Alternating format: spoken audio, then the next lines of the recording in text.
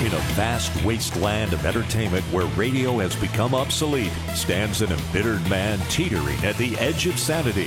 With help from radio friends, he's about to embark on a global mission that would change the course of history as we know it.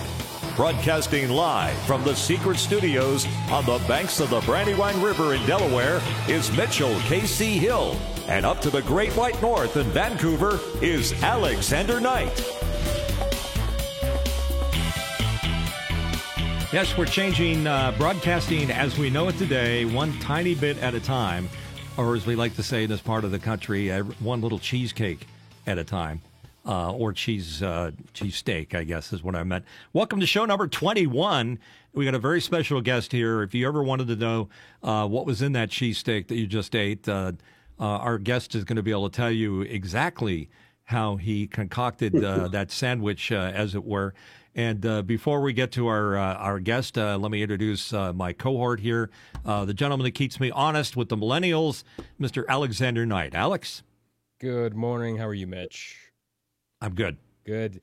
Thanks for everyone for being here. This is The Last Angry DJ. This is the show where we interview broadcast luminaries, everyone from on-the-air hosts to people on the back end. We've got engineers that come on this show occasionally to talk about how the whole thing comes together. And I'm really excited about today's guest as well, because, we don't talk about programming every day. And I think that's a topic. I mean, I'm certainly one of those people that doesn't really know a whole lot about radio programming. So I'm really looking forward to that. And also just want to encourage the audience to, if you want to continue the conversation after this show is done, we have a great community in Discord. I would encourage you to join that community. You'll see a QR code pop up on the screen in front of you here. So if you scan that QR code right now, you will be able to get in there and continue the conversation after this show is done. But that is it for me. I'm going to hand it off back to Mitch. And thank you for handing it back on. Mitchell Hill used to be a radio DJ back in the day in the 70s. And one of the things that's neat about radio is I think a lot of people think that the DJs made all the decisions about what got played and just decided right willy-nilly what song he was going to play. Now, I worked at a top 40 station in a large market.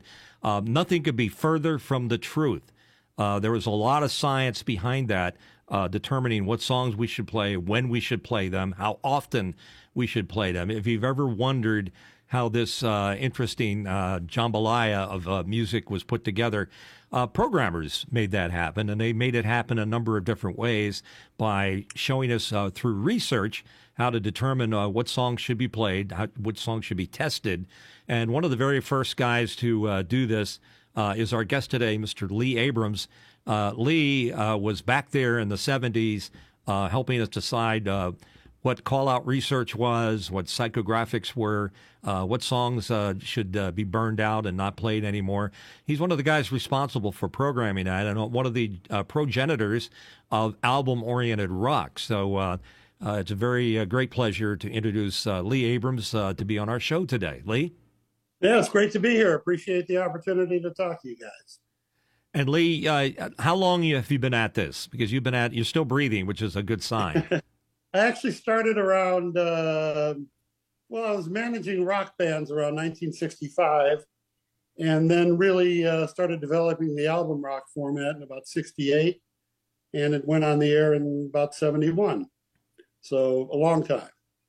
And what was interesting is when I was music director at WFIL in Philadelphia, it was a pretty lofty position for a young guy of all of 19 years old. But I got to thinking that there's a lot more to this than just calling the record stores and deciding, the record guy is telling me that this song is or this album is selling like hotcakes right now, and you never knew exactly where they were getting their information from. They might have been influenced by record promoters. There was a lot of hanky-panky going on about how that information and data was derived. And I was just thinking to myself at the time, this would be like mid to late 70s. There's got to be a better way to make this determination. There's got to be a better way to decide what music gets played. And if you're watching the show and saying, I never could figure out why radio stations played what they did, and when they published their top 30 or top 20 countdown, where were they getting that information from? And Lee, why don't you explain to us Where was that moment or that epiphany for you when you decided that there's a lot more to this business from programming to determine what really the people want? Yeah, I mean, when we first got into it, let me give you the little backstory on the actual format we developed. Back in the late 60s, there was a musical revolution going on with the new bands and Santana and the Moody Blues and Jethro Tull and all that.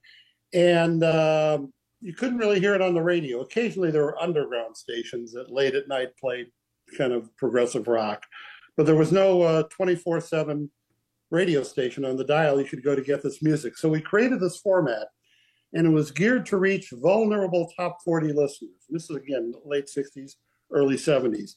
And by a vulnerable top 40 listener, that was somebody who listened to top 40, but really didn't like it. They liked every fourth record. The Stones would come on, great. Then Carpenters and Bread and Helen Reddy, and I didn't like that. Then Cream would come on, Sunshine in Your Life. I'd love that. So we created a format geared to reach vulnerable top 40 listeners. People who listen to top 40 didn't really like it. And the way we did that is by changing the familiarity factor from song title to artist. On every successful rock station in the world back in that era, it was all based on playing hits, songs you instantly recognized.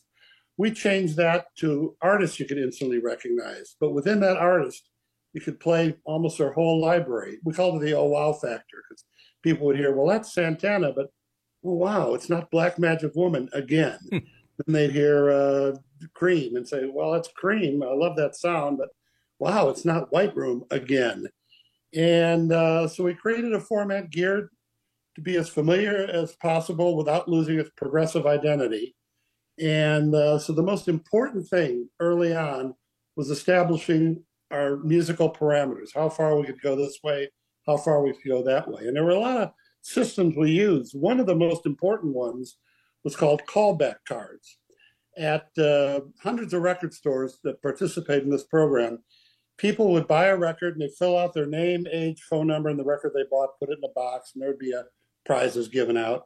But at the end of the week, we'd collect these boxes, this box filled with cards, each one representing somebody who bought a record. So we could call them back and say, okay, you bought the Jimi Hendrix record. What tracks do you like? And so we'd get to figure out exactly what songs were the most important ones on the album, because these people lived with that album. And we'd ask them what stations they listened to, because there were some albums that would sell, and those people just who bought it just didn't listen to us or would never listen. So the parameters of where we could go are very important that we established early on. Then on a week-to-week basis, we used a lot of call-out. We'd call people and play them licks of records, sections of records, and they'd rate them. And that was a good device to help us with burnout, because you see a real popular record, then all of a sudden people would start saying, well, I love the record, I bought it, whatever, but got enough already. So there was the enough already factor where somebody liked the record, they just didn't want to hear it anymore. And we tried to get unit counts from different wholesalers to find out exactly, computerize what was selling and what wasn't. So, and we had a lot of client stations, so everybody could contribute to us. We were based in Atlanta, and we'd talk to them at least every week. They'd feedback what was happening in their market. So this happened with the band Heart, where it was on some small label, but our Seattle station kept saying, you got to check out Heart, you got to check out Heart. And so it told other stations about it. They started playing it and had the same great response that Seattle had. So there were a lot of ways to gather information, but it was always important to stay right on it on a week-to-week basis. I can go on about that. Was this something that was generated by people becoming dissatisfied with their local top 40 station, drilling the same songs into their heads? Like, I recall Billy Don't Be a Hero by Bo Donaldson and the Haywoods. Yeah, maybe once or twice. Okay, fine. But every hour, come on, give me a break. Yeah, I think so we were literally driving people away from even a big top 40 station in Philadelphia to our FM competitors. And in those days, they were looking for something to play. And I think that what you're talking about became a viable alternative to what popular radio had become and people were getting tired of. So album-oriented rock, if I may not coin the phrase, but it's your phrase, you were the first to do it, gave people an opportunity to experience the album as opposed to a 45 or a B-side on a 45. It was the whole work of art. And at the time, also, a lot of the artists like Pink Floyd, for example, were creating concept albums where you didn't just listen to one cut. You listened to the whole album, and you would get something from that. The Beatles did the same thing with Sgt. Pepper, Magical Mystery Tour, whatever. It was a concept. So the exposure to all the different variations on a theme, if you like the artist, as you said, then you're going to like all these other subtleties that they have, and you're not going to be tired of the same thing that the record companies are pushing as the big money song that they wanted you to play. So you were there at a great time doing that. I guess you recognized that, and maybe you got some heat from A, the radio stations, and B, the record promoters as to why are you doing this? You're messing up a good deal we got going here. How did you manage that? Well, record companies, they of course thought we should play everything because we were FM, but we were very, very disciplined in what we added. And record companies, they were all over us. They constantly, it was a love-hate relationship. But, we talked to them and interacted, and they were very helpful in promotions and things. But radio stations tend to really like it because what we did is we just didn't throw up, here's your playlist. But we really went in for a whole week and really talked to everybody on the staff, explained what we were doing. And ones who didn't buy in usually didn't last. They were either fired or left on their own.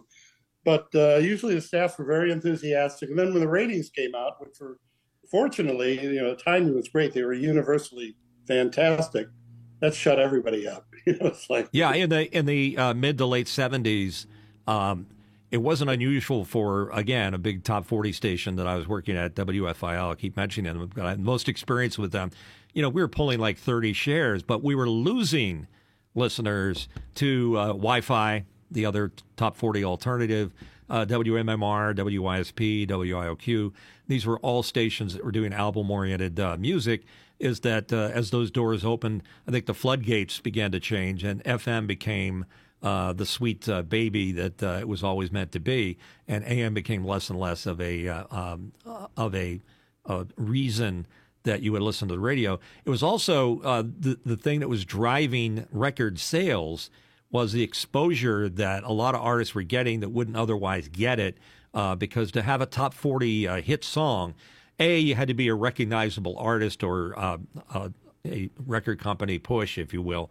And there's only so much room where you have 40 records or whatever. The rest are just oldies. And it was very, very hard to break out with a hit song. On the other hand, on FM, there was a lot more variety, a lot more subtleties in terms of the different versions of the songs that got put out because you had the whole album to deal with. So did you notice that as an effect on the burnout factor you were just talking about? Oh, yeah, because an album could last a year because you play so many different tracks on it. And it really increased the desirability length to the mass audience just because there was so much material from those albums. So that was... So people listening or people that you would do the call-out research were becoming fans of the album, and they would make suggestions based on their own exploration of the album to say, I like that hit, but that other B-side or that other song, that's really good. I like that. Oh, yeah. They'd say, side one sucks, but man, cut one and cut three on side were the greatest. And that would be like Freebird or something. So we'd find those records pretty quick by talking to the people who bought them. And it was very effective. We did a lot of other surveys, too. We did... I did hitchhiking studies back in Miami back in the early 70s to study in-car listening habits. This is where I'd leave in the morning. You couldn't do this anymore. Way too dangerous. But back then it was all right. And I'd drive around with people and study the way they listen to radio. One thing we found in presentation for our audience was, we'd be listening to a top 40 station, and the jock would talk up the intro of the record and probably congratulate himself on how he hit the post. But listeners go, why does this guy shut up? I want to hear the song. So that led us to never talk. By the way, I'm that guy he's talking about. Go ahead, Lee. Oh, well, everybody was on Top 40. So, yeah, we discovered a lot about listeners from more eclectic research methods. Exit polls out of concerts, too. People coming out of concerts, you ask them about the band, what they like, who they listen to, and it's fascinating information. It really helped the big picture. So you would peek inside people's cars to see what the dial was set to? Or No, what they were listening we'd to? actually talk to them coming out. Actually, I did that, too. But this particular one, survey, was talking to people as they came out of the show. Okay, you just saw Led Zeppelin. What'd you think? Oh, man, it was great. What's your favorite songs by them? And this and this and this. And they just spill the beans because they were so excited. And sometimes later on, we found out I was doing an exit poll for the Moody Blues. And this was more recently, it's about 10 years ago. And found out that News Talk was the number one station people listened to of the Moody Blues audience. How about that? Alex, we got some people asking questions coming in. Do you have any of our yes, we watchers? Do. Yeah, so we've got two questions here. First one's from Glenn Motto, and he said, if Lee were to start a radio station today, how would he do it format and presentation-wise? Well, I think the key is completely blow up the playbook and start all over again. It might not even have jocks. I mean, I don't know. It would be go into a lab for about a month and just really do audits of every station in town, pick them apart, and figure out how to do it better. And we had that same opportunity when I was doing the program at XM, because we had, at that time, here's 100 channels. What are we going to do? And so we just put everybody on the staff through a year of boot camp, where we had these long meetings. And the boot camp sounds like, oh my God, you're taking the soul out of people. Actually, they loved it, because what it did, it liberated them from everything they've ever learned to relearn it the XM way, and came up with amazing ideas that just weren't done on terrestrial radio. So I'd take that same approach now. I don't have the magic format answer, but other than really look at radio, how can it be just blow up the playbook, forget it never existed, and what should it sound like in 2024? I like that idea. I mean, and it's such a rare opportunity, but that's really the only way to reinvent something, is to completely, like you said, Lee, just break it down completely and think about, well, how is this sustainable, and how would it make sense if we were to start over? Another question here from Beauty Bubble in the chat. He said that during Pandora's beta, the founder told me they were developing a tonal algorithm for its playlist. Did you use any of this newer technology during your tenure? No, we never did. But, looked at it and fascinated by it, but we never used it. So what's interesting is the way to get feedback. And if I think back on the old radio days, again, that's my job. We took a lot of information by request and talking to listeners at events and things like that. That's changed quite a bit today. We have metadata that we can refer to and see on a song by song, minute by minute basis as to what's working. How has social media changed all of the research the way it was done? Is it being done pretty much the same way, or we got new things that we can latch onto to make decisions? Well, I'm not currently a radio consultant, so I don't know what people are thinking, but they should definitely attach themselves to all these new technologies. I mean, it's critical, from AI to wherever it goes. Radio stations traditionally are really behind. They're a lot like record companies that thought nobody'd ever download music. Well, guess what? And radio stations are just locked into this 1980s playbook and can't escape from it. And as a result, everybody sounds the same. I remember when I was a kid growing up, I grew up in Chicago, and we'd travel from Chicago to Miami on holiday. And we'd go through Indianapolis and Louisville and Nashville and Atlanta and Jacksonville. And every one of those markets we drove through, the station sounded so local and just sounded like the city. You take that same trip now, and all the stations sound the same. And so I think there's this addiction to this 80s, 70s, 80s playbook in 2024, which is ridiculous. Times that was decades ago. Things have changed so much, and radio just thinks it's 1980 again. So that's why I think you got to blow it up and start all over. I've heard Alex mention many times what happened to the personality. The guys I listened to growing up aren't around anymore, and the radio is sort of homogenated. Alex, is there anything that peeks through that has some hope for that? Absolutely, for that personality? No, I mean, there's a couple of people that I know. I mean, like Larry Hennessy, who we had on the show a while ago from the legendary Sea Fox back in the 80s and 90s, was he's still on the radio, and he has an incredible voice and incredible talent, and the breadth and depth of his knowledge of music is really incredible. But there's very few people like that. And unfortunately, a lot of the people that I listened to in the 90s have kind of moved on, or the stations that they've moved to are not super relevant anymore. So I just feel like the medium as a whole, I think, is struggling. I think it's having a lot of problems keeping their existing audience. And also, I'm not very optimistic that we're going to be able to have a younger generation even be remotely interested in terrestrial radio as we know it. I think that ship has sailed. I just don't think people in their 20s now are listening to the radio much, if any. I'm not saying that the radio doesn't have value. I think it does, because I still listen to it for traffic reports while I'm in the car, and I listen to it for some news and stuff like that. But it's hardly that relevant anymore. But I do have to say, I think when, in the case of a natural disaster, if things go down, like our cell phone towers and other things that we rely on go down, we're still going to have AM broadcasts. And I still think that serves a purpose. The problem is, I don't know how you make money from this industry anymore, because that's a problem, because even the talents don't really make as much money as they used to, right? I mean, you know that, Mitch. I mean, you used to be able to make pretty good money if you had the chops and if you were at a big station. But I mean, now they just don't pay. They don't have the same budgets they used to anymore.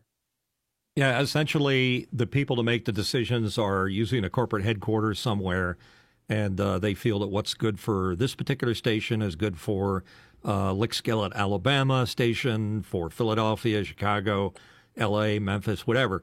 And that's why you hear that repetition. Radio is very repetitive in terms of its presentation. Although there is a small upsurge of small market owners that are attempting to make their stations hyper-local in terms of how they serve their particular market. There's some hope there. Doesn't mean that that's the way it's going to be. But I want to shift gears just a little bit here. Lee mentioned something that he used to do that I'm very impressed with. Lee, you're one of the original we're the original program for XM radio before it was XM and Sirius. They were two separate entities. Right. How did you start out with a clean slate like that, with a distribution method that could reach, you could drive in your car from one end of the country to the other and hear the same station? Was it all truck drivers that were buying into that, or how did you determine the demographics and the psychographics of your listeners? Well, we kind of guessed. We did a lot of research. We had some firms do research projects for us, and all the research projects conflicted with each other. One said Hispanics are going to be huge users. Another said older people. It was all over the road. So we just did radio the best we could and had formats for every imaginable demographic and psychographic. And, that was it. But XM was an amazing time because the mandate was, okay, it's got to be better than what you can get on terrestrial radio because people are going to pay for it. And so there was really just an excitement about doing things differently and hopefully better. And that would have been the late 80s, early 90s that XM Sirius were going on the air? No, that was, we went on the air in 2001. I started there in 1998, so we had 3 years to really plan and prepare for it because there's a lot to do. But actually went on the air in 2001. All right, sorry for getting that totally wrong. The choices people had back in the early days as an alternative to radio, the Walkman was obviously a big mover and shaker. People were able to make their own playlist, the cassette, things like that. But then also the iPod came along. How did that interfere with the XM business model? Because that's certainly an alternative. Yeah, we didn't see that affecting us that much. Our main competitor was terrestrial radio in the car, and that was our main concern. And we do our job there, and we'll be just fine. And initially, it was a lot of truck drivers, but the real turning point was when General Motors became a partner of ours, and we got to be installed in all the GM cars, and then Ford followed, and then Chrysler. Once it was in all the cars, it really took off. So do you think people take satellite radio as seriously as they do Spotify or Pandora or Apple Music or whatever other choices? No, I all think, in the same thing? No, I think Spotify and Apple Music in particular are serve their own audience. There are people who just aren't going to listen to radio and put up with the ads and the talk and just want to hear songs, and those are their sources. That's really... What's really interesting, a phenomenon that I noticed, again, I'm a backseat programmer since I've been off the air for a while, was that when iPods were big and those train wreck playlists, it was just basically shuffle. Yeah. There wasn't any science to what song would, you could play Helen Reddy and then Stairway to Heaven would come on right next to it, which is something you would never do on the radio. But what was interesting is that people wanted the choice. They wanted huge playlists.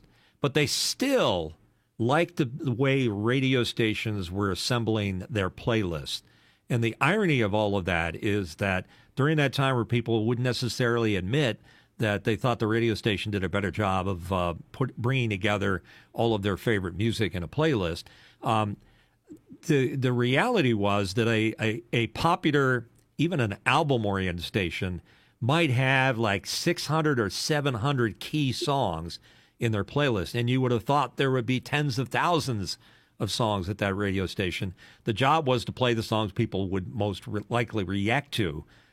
It was an interesting contradiction in terms, or misconceptions that people had, that they had huge playlists, and they really didn't.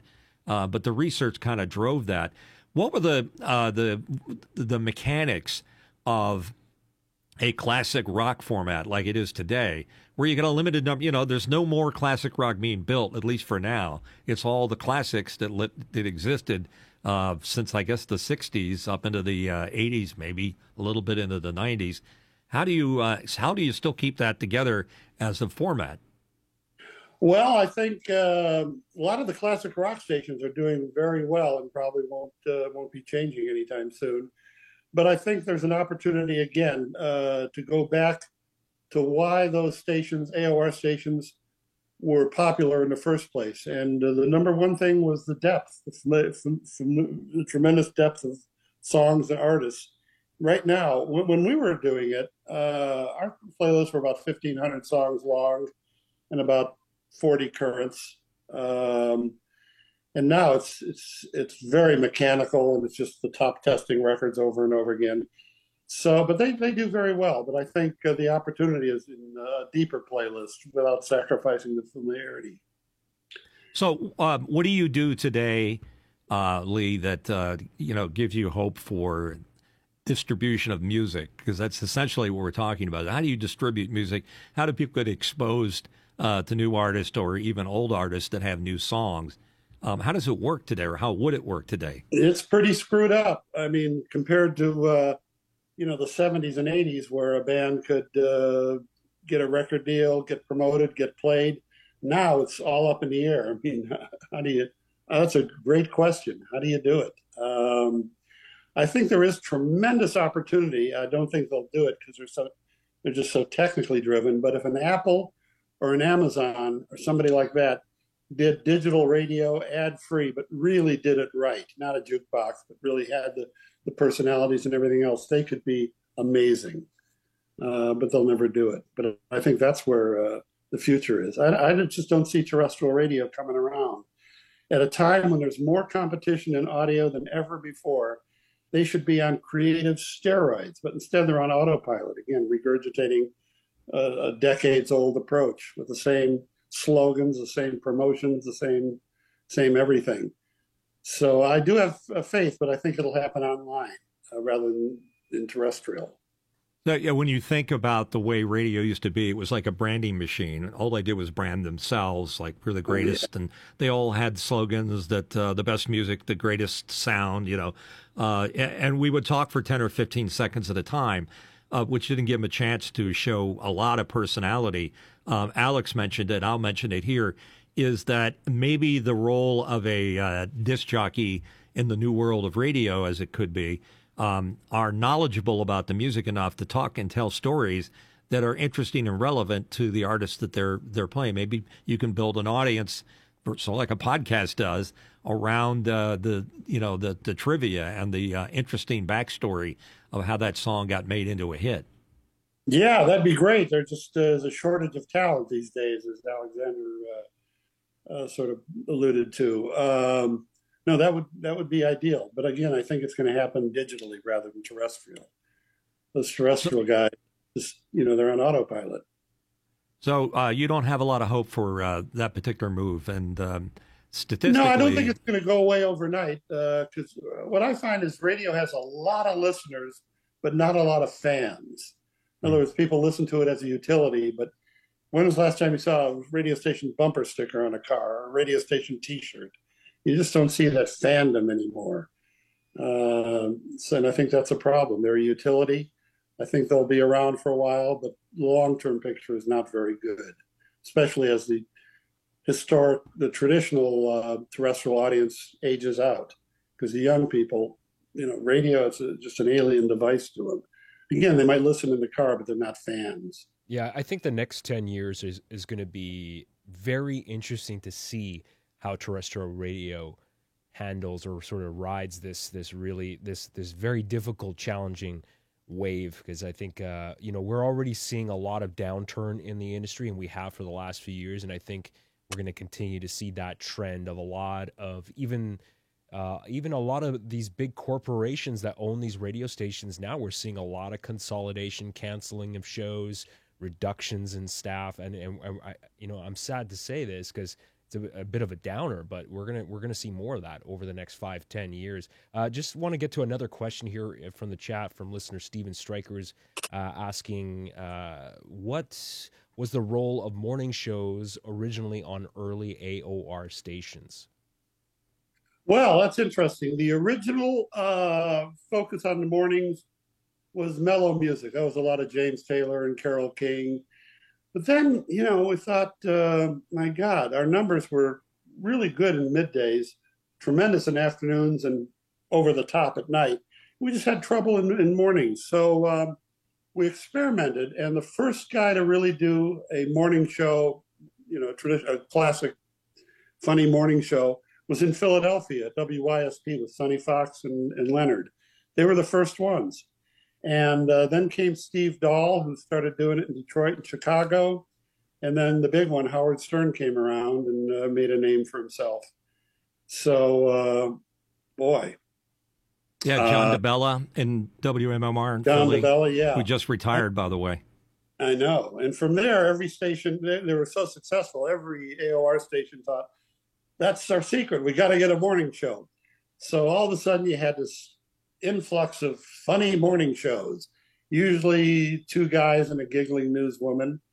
And some of them absolutely horrible. Some of them are pretty good. And some of the new ones are very listenable. Preston and Steve, I think they're syndicated now, are very good. And as you said, Howard. But Howard, I don't really count as a terrestrial radio guy anymore, and he's doing his thing on Sirius XM. So that's a different beast altogether. We could talk about that at a different time. But Alex, it's interesting, some of the points that you're making, because we're trying to think about what could they do. I mean, hey, thought's cheap, so we can throw around some ideas here. Sure. And for example, I had somebody contact me. I won't go into his name because it might be proprietary. Said, we really want to recreate a classic hit station, and we're interested in maybe using you. And my question to him was, do you want it to sound like it used to sound? Because in the old days, we kind of talked up to people or talked out to people or at people. We weren't really conversational like we are right here.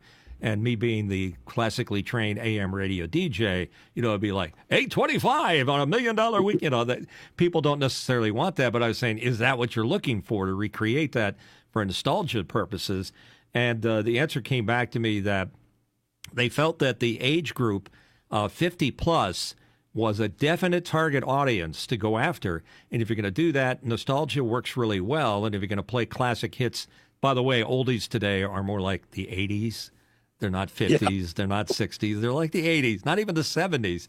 So if you say oldies, you mean really 80s. So we're talking Duran Duran and whatever, we're not talking the current hits. But anyhow, the point was they wanted it done in the style of the old radio with classic hits, and they thought that maybe that would be an interesting thing.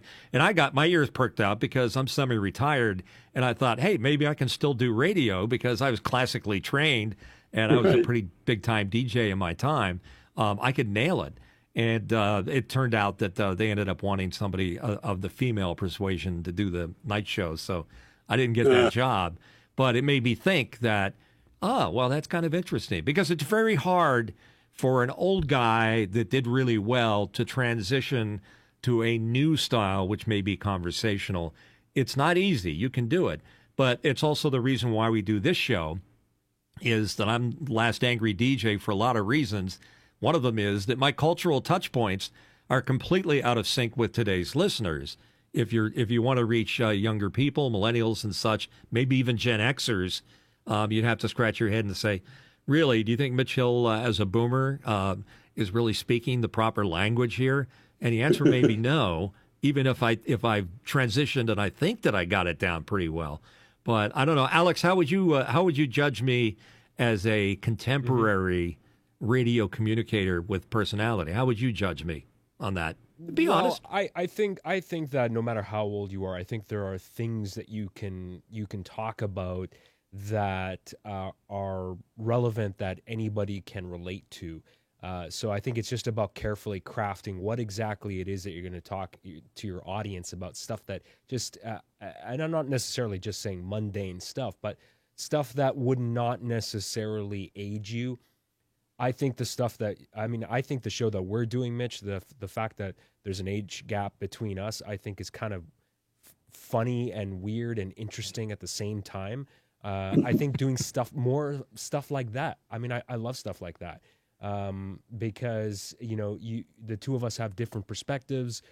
We grew up in a different time, but then we also have commonalities that we can share between the two of us. So I think that's what makes things interesting. And again, going back to programming, I think if you get somebody that can recognize good talent, I think what we need to do is pair people together no matter what age they are, and do things that go against the grain of what you think is going to work. Again, like what we're doing here, because most people probably wouldn't think, like, what is this guy doing? Why is there a guy that's in his 40s with a guy that's in his 60s? Like, what's going on here? And I think that's kind of cool, because it makes people wonder and ask questions like, this is kind of fascinating. I got to watch this and see what happens here. Is this going to be a complete train wreck? You don't know, right? So I want to see. I want to see more. I want to see more of that.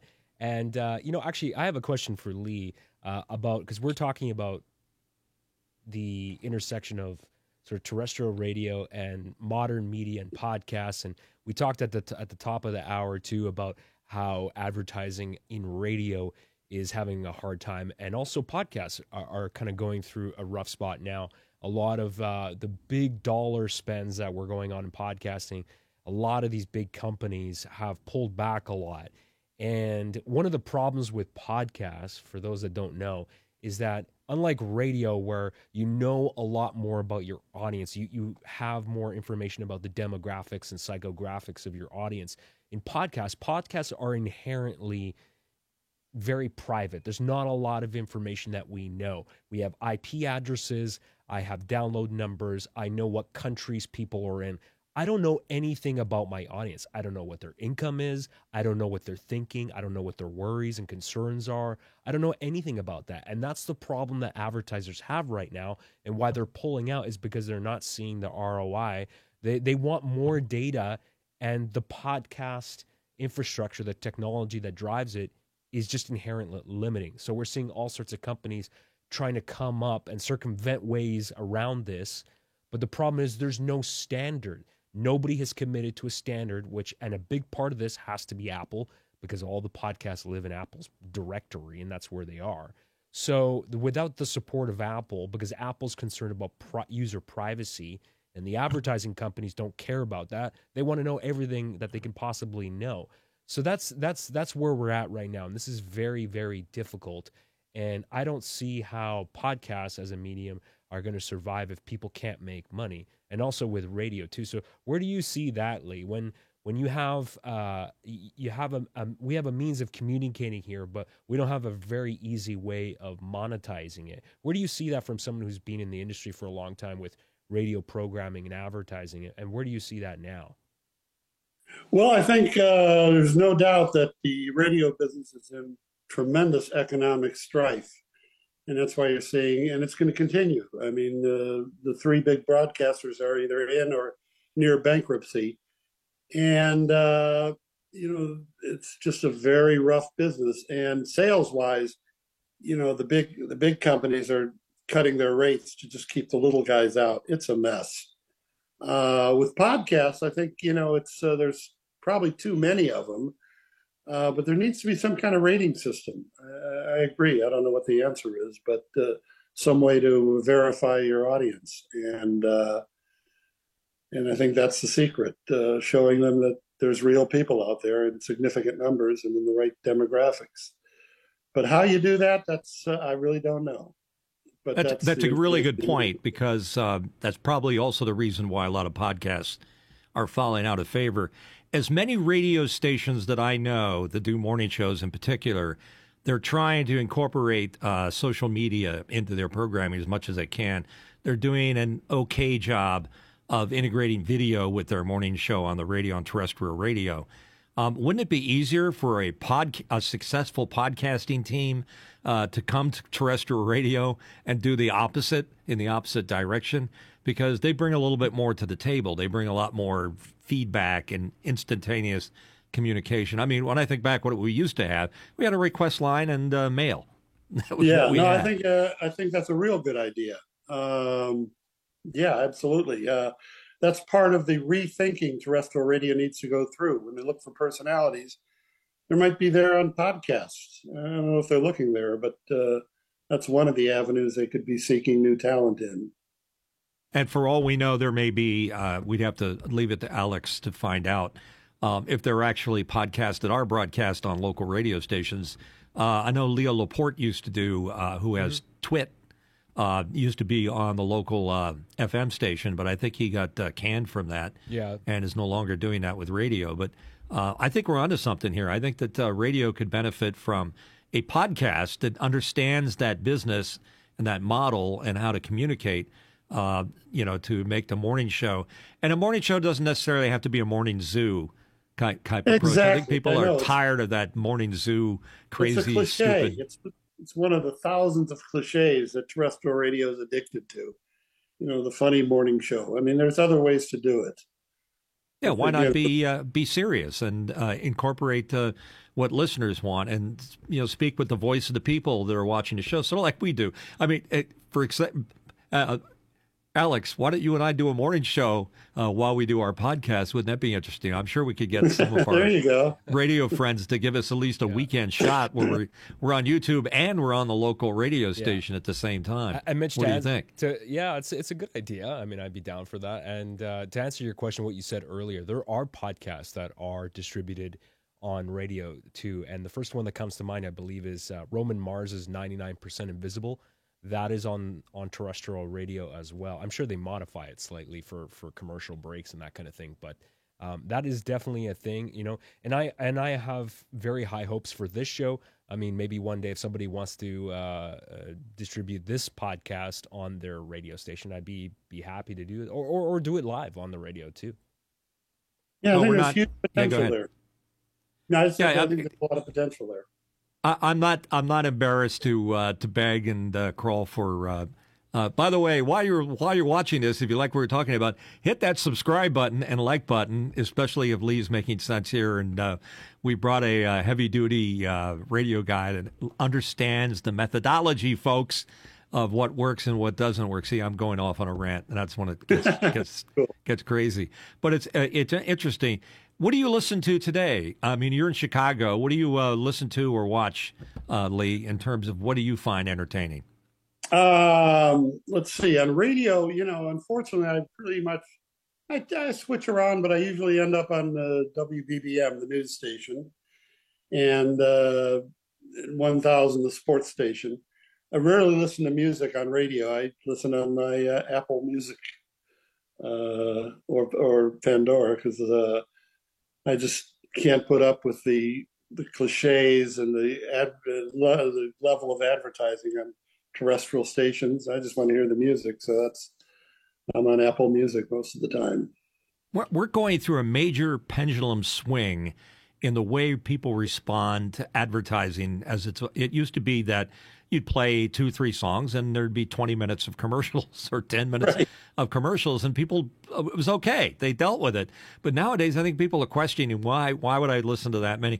I'm at a point now, I do not like network television. I don't like the idea of a particular action-based or romantic movie, and then all of a sudden it stops so that they can sell you some kind of anal bleaching cream or something. It's just so incongruous with what I was watching. And then they come back to the live show. That whole concept of advertising. You want to run ads, run them at the beginning of the show. I can put up 2 minutes of ads like on Amazon and then get to my show.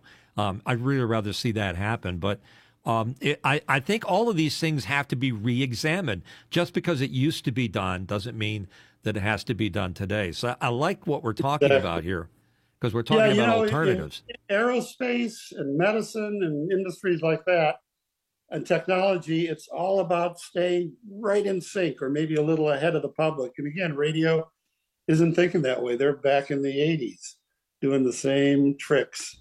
I think that the decision makers in radio treat AI as a way that can cut cost even more, as opposed to something that might actually help.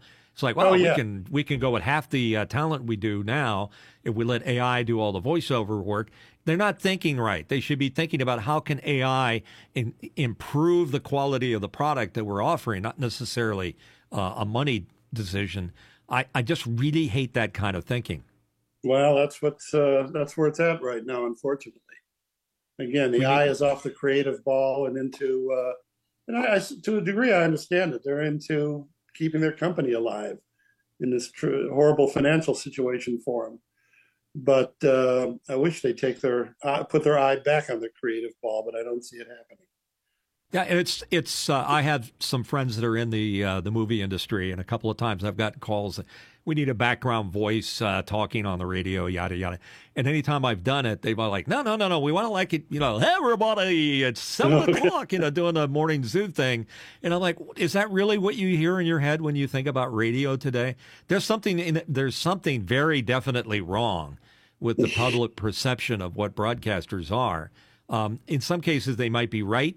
But most cases, I think they're wrong. So radio has to become part of the zeitgeist of being cool. It's not now. How do we do that? How do we make it cool again? Well, I think it's going to be very tough on the younger end, but it gets back to just dramatically rethinking and relaunching stations. If you're number one and making a lot of money, that's fine.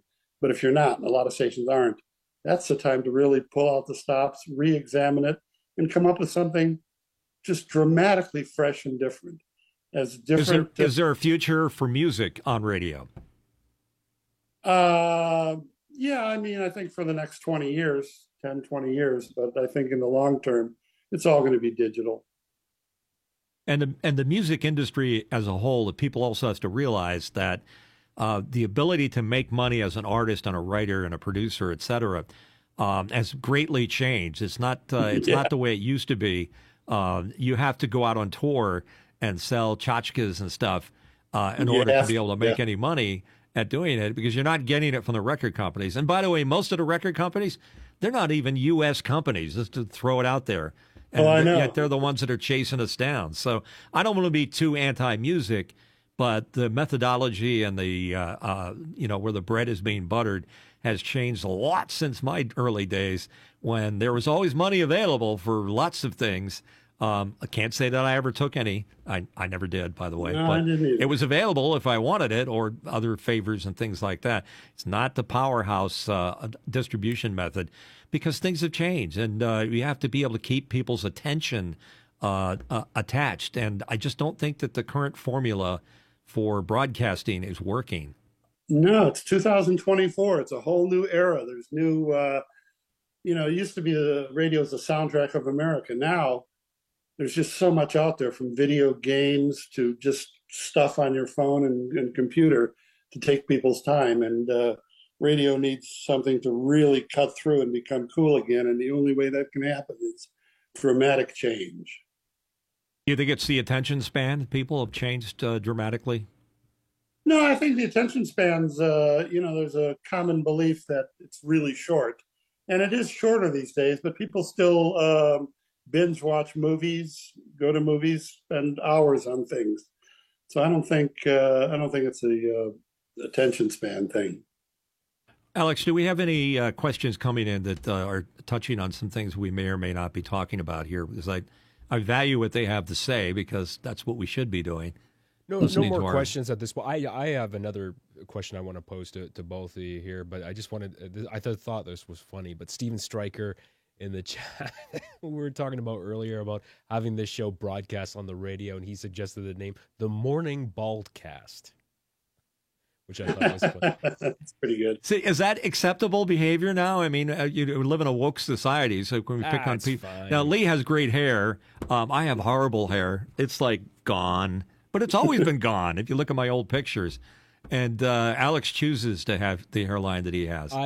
So thank you, Steve, by the way. Here's one thing that I want to ask you, and this is directed to both of you, but also the audience. So do you think that if I were to start, could somebody start an FM radio station now where it was just talk radio only, something like what we're doing here, and where you had advertising, but the advertising, instead of just being pre-recorded by somebody else and inserted, if you had host read ads where people already had an existing trusted relationship and they were very slickly, crafted and put into the show where it almost didn't even seem like an advertisement. Because I love those kind of ads, and I really respect people who have the talent to really slickly insert those types of ads into the show and somehow make that advertisement a part of the show without it being something that's completely isolated, that pulls you away from the content. And that's something I see very few podcasters do, but I would love to see that more on the radio. Do you think you could actually make money from a radio station that was just talk radio doing that type of production? I do, yeah. I think, again, that's a new approach. And if the podcasts were selected properly, I think it could be have a lot of potential. Yeah, and by the way, it's not so long ago that a guy named Paul Harvey was doing that very well. Is that Paul would have a very interesting discussion about something, and before too long, he'd be talking about some new earwax product or something. Yeah, and it's like, great. How did we get on that subject? But he was able to weave it exactly the way you described it, Alex, into the story, and it was entertaining. And in that regard, I agree with you. I mean, working a live commercial into the dialogue would make a very good thing. So if you were doing a morning show that was music oriented and you're talking about vinyl, somehow the conversation could drift to vinyl juice, Dr. Zog's vinyl juice or whatever it is that's available that cleans your vinyl up and keeps it from ticking and hissing and doing weird things. I mean, it would be a natural related thing that you could do into it. Instead of the endless herbal supplements that they're being pushed on us on TV, especially when they do the stupid herbal supplement push, and then they look at the camera and they go and wink and they go, and she'll like it too. That just irritates the crap out of me because it's such a low hanging fruit, obvious bullshit line that they're playing off of. So as long as they do it in good taste, I'm all for it. I think it'd be a great idea. Good Howard concept. Stern used to do that real well with Snapple. You just you couldn't tell they were ads. It's the way he talked about it. Especially when he had the Snapple lady on as a guest. Yeah. And she would complain and bitch and moan. I mean, Howard is a very interesting phenomenon. I mean, he did very well in terrestrial radio. He's an okay. I mean, he pretty much holds the suspenders, I think, for Sirius XM. People continue to follow him. Personally, I get a little tired of it after a while. It just becomes mundane, the same. I think Howard's getting a little tiresome with he's not able to do shocking bits that used to be like, I can't believe I'm listening to the radio and this guy's doing this. But he's very talented. But the one area that Howard has really gotten better at is his interviews. The interview he does brilliant. With Bruce Springsteen and Billy Joel and people like that. Howard's really on the money with that. I wish he'd just quit grabbing a microphone and talking like this all the time. I mean, that irritates the crap out of me. But yeah, I think Howard is onto something there. Maybe he should make that transition. But Fartman interviewing Mick Jagger, I don't think so. So we got an idea here. We got an idea. Another idea, Lee, we were thinking of that would be cool for radio is bring back some of the old radio plays or do a modern radio play, because you've got that theater of the mind and that giant canvas that you can decorate with sound effects, and you could bring in popular artists. And I think they do that from audio for books and things like that. I mean, that's what radio is. It's an audio distribution method. It doesn't really matter whether you're playing music or news or entertainment of any kind. It would be interesting to do that. And the tie-in with social media and podcasting and things like that, I think is critical, because we need that modernization of terrestrial radio as we know it today. And I'm sure a lot of radio stations that are talk shows are trying to do that by having, great accessible social media. I know our good friend Mark Giuliani, that has a couple of small radio stations, has a Discord, and he's got a couple other things. What's he using? Makana, in order to integrate people's input. I think that's an important part, is getting ways to get people more involved in it. And I think that, Lee, you would buy into that too, because I think the original touchstone for you was examining the way radio stations decided what records got played and said, there's a better way to do this. Right. And my hat's off to you. My hair's off to you for doing such a great job of finding an alternative way with call-out research and computerization and all of that to make that happen. What are you doing today? Are you retired now, or you do have you have a business? I'm working on three main projects. One is a complete reimagination of television news. It's a 24/7 digital news concept that, because TV news is like radio, it's stuck in the 80s. And this is 2024. And it's just a 180-degree reimagination of video news for digital. And working with Alan Parsons on doing something at the Sphere in Las Vegas. That's not a done deal yet, but we're working hard and putting something together for that. And something to find interesting, a documentary called Sonic Messengers, which is a history of American music and culture told through the filter of radio. So it starts with the R&B and hillbilly stations in the early 50s, goes through the great top 40 stations, FM, and all the way up to streaming and satellites. And it's being hosted by John Cleese, the British comedian. Which is, that's great. Yeah, he's a very clever guy.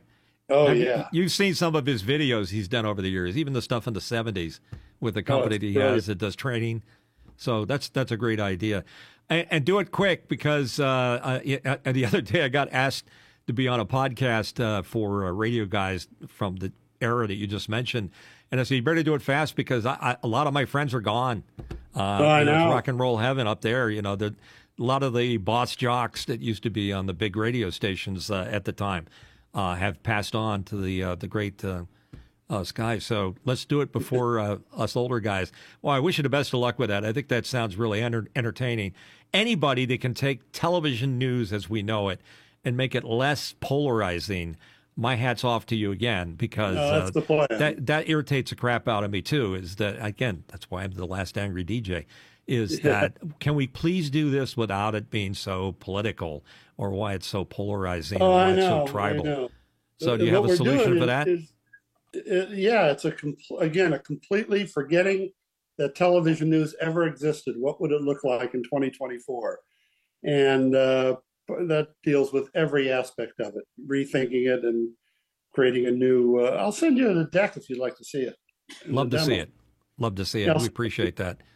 And Alex, how do people reach out to us if they have questions, comments, or they have a deck they want to share about some revolutionary television concept? Well, they can email us at hello@thelastangry.dj, and of course, they can get into our Discord channel. That's the best way to continue the conversation. Let us know what you want on future episodes of this show. If you have any suggested guests as well, we would absolutely love to hear from you as well. We're on social media at @thelastangry.dj. That's on Twitter, Facebook, Instagram, and TikTok, all the platforms as well. And don't forget to smash that subscribe button or like button, because we do this. We're not making money at it. We don't have big sponsors sitting out there giving us money. We're doing it out of the love of the business. And hopefully people will think, wow, they had a great guest on like Lee today, where we examine, alternatives for television and for radio. I think we came up with a couple of concepts just sitting here talking. Lee, what a great conversation. Thank you so much. My for coming pleasure. on This our is little fun. podcast.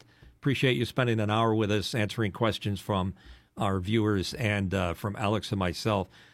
It's nice to be able to talk to somebody who was there back in the day, so that I don't always seem like I'm the old guy. You look great. I hope you're here for many, many more years, and I hope you have another adjustment in being able to offer something that's not being offered in the broadcasting business. So thank you very much thanks for being here. We appreciate that.